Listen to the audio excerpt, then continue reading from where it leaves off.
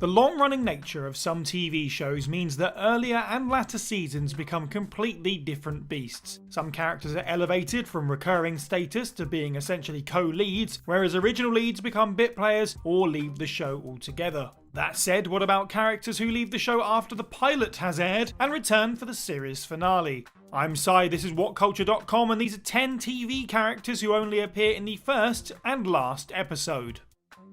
Number 10. John, Parks and Recreation. The early 21st century saw the rise of documentary-style comedies with tongue-in-cheek tones, and while some achieved relative success, almost none, aside from The Office, achieved the notoriety that Parks and Recreation did across its 7-season run. Its main cast were definitely the big draw, but its cameos had their own appeal as well, ranging from Joe Biden to John Cena and even Genuine. One cameo, however, served a unique narrative purpose, despite not being as prominent as the aforementioned. During the core cast's farewell in the finale, a man walks into the park's department office and asks if a broken swing in the park would be fixed. In addition to giving Leslie one last act as deputy director, the man, played by John Daly, was featured in the pilot as an inebriated drunk who Leslie tried to get out of the park's slide. Daly's character evolution from a humorous slob to a concerned citizen was a heartwarming display of how much Pawnee and its people had grown since the show's beginning. Number 9. Delivery Man, Frasier.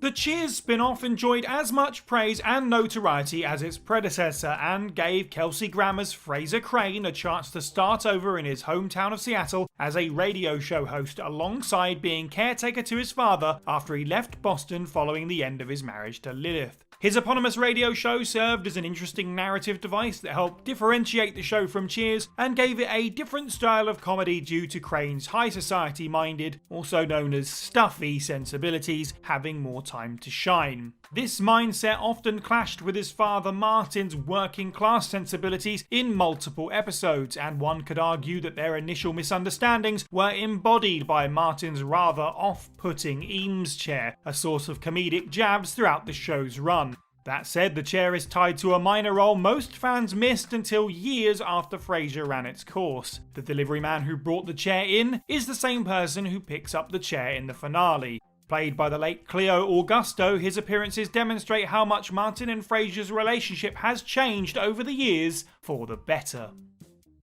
Number 8. Josh Wilson, Weeds. The mid-2000s Showtime dramedy may have gone out with a whimper, but for a time in its first few seasons, Weeds was a compelling, sometimes uneven and darkly humorous exploration of Nazi Botwin's venture into selling marijuana to support her family after her husband's untimely demise. A large number of characters came and went across its run, and while some characters had completed arcs by the time they left the show, others were not afforded this luxury. This is the case with Justin Chatwin's Josh Wilson, son of Nealon's dim-witted Doug Wilson. The eldest Wilson child was introduced in the pilot as a pot dealer, and once Nancy discovered that he sold the drug to children, she threatened to out his sexuality to his father. After the pilot, the character was not seen to the series finale, where it was revealed that he eventually became a lawyer and married a painter named Alan. Once Weeds was picked up for a full season, it was revealed that some contracts were not renewed, and this included Chatwin's, explaining his disappearance from the rest of the show. Number 7. Yuri Nakajima, The Falcon and the Winter Soldier. The Falcon and the Winter Soldier didn't quite live up to its lofty expectations, but still delivered a mostly interesting exploration of America's deeply flawed socio-political structure, and the dynamic between the titular duo is both fun to watch and emotionally satisfying. Sam and Bucky each got detailed arcs throughout the 6-episode run, and as much as Sam's had more focus, Bucky's was impactful in a more personal fashion. The former Hydra assassin had intentions to make amends for his past crimes throughout the season, and although his approach lacked grace in most of his interactions, his friendship with Yuri Nakajima was a nice bit of humanizing for the super soldier. Unfortunately, it's revealed that the friendship was born out of Bucky's desire to atone for his role in killing Yuri's son RJ. As seen in the pilot, this loss hardened Yuri, and his friendship with Bucky was one of the few things the Elder held in any regard.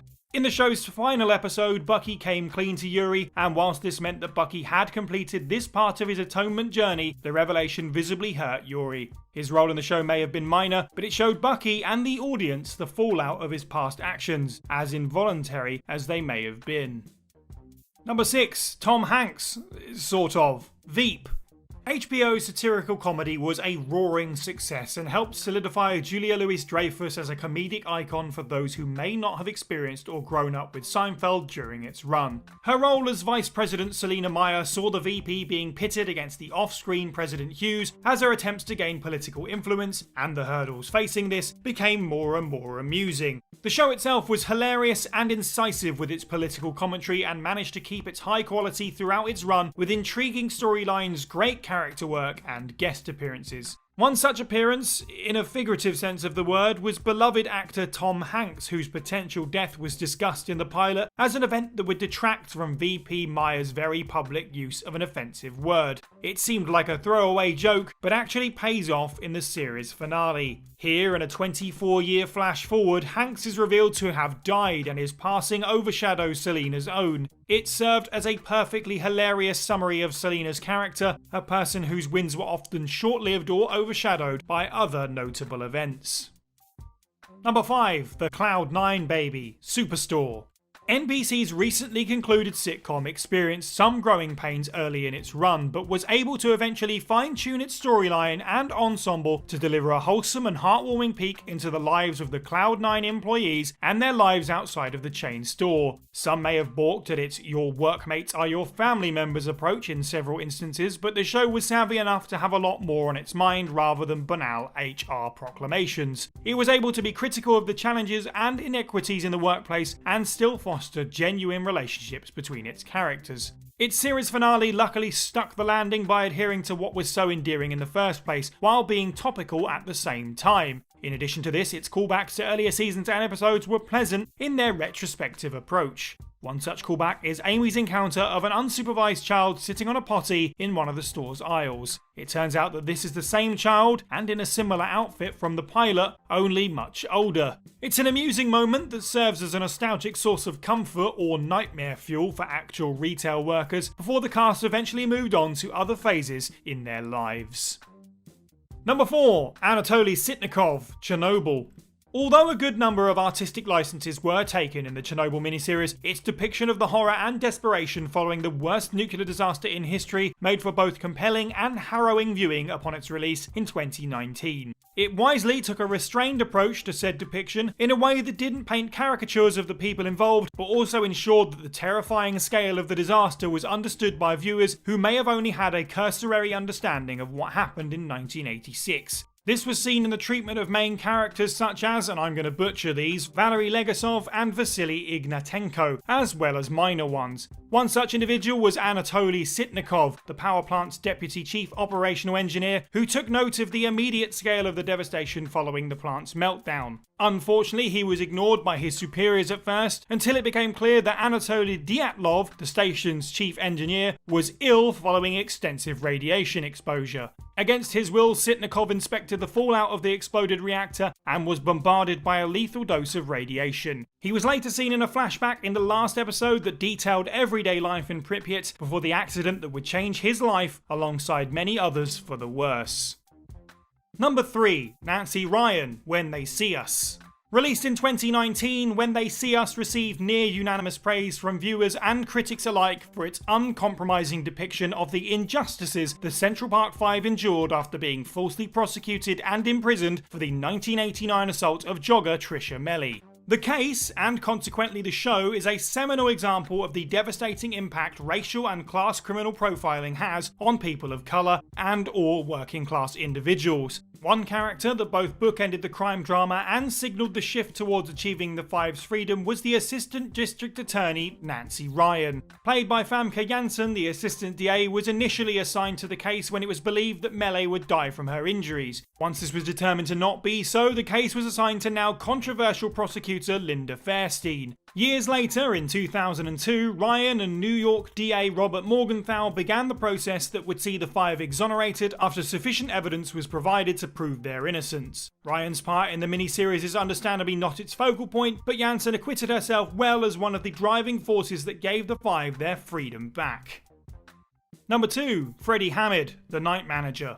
The 2016 adaptation of John le Carre's first post-Cold War novel honoured the source material by respecting its espionage roots while adding its own spin on the narrative. This led to a well-told 6-episode saga and one of the best adaptations of le Carre's work in any medium. Tom Hiddleston's Jonathan Pine may be the series lead, but he wasn't forced to carry the show as he was more than capably aided by the likes of David Harewood and a rarely better Hugh Laurie as series antagonist Richard Roper. The simmering conflict between Pine and Roper is driven by the involvement of the volatile hotel owner Freddie Hamid and his partner Sophie Alican. Sophie immediately sees Jonathan as an ally in her mission to bring down Hamid by exposing his dealings with criminals such as Roper. Unfortunately, this was her undoing, as Hamid found out about their budding relationship and assaulted Sophie before having her killed. Her death sees Pine's further involvement with bringing down Roper, and in the final episode, the hotelier/former spy enacts his vengeance by killing Hamid once he learns the reason behind Sophie's death.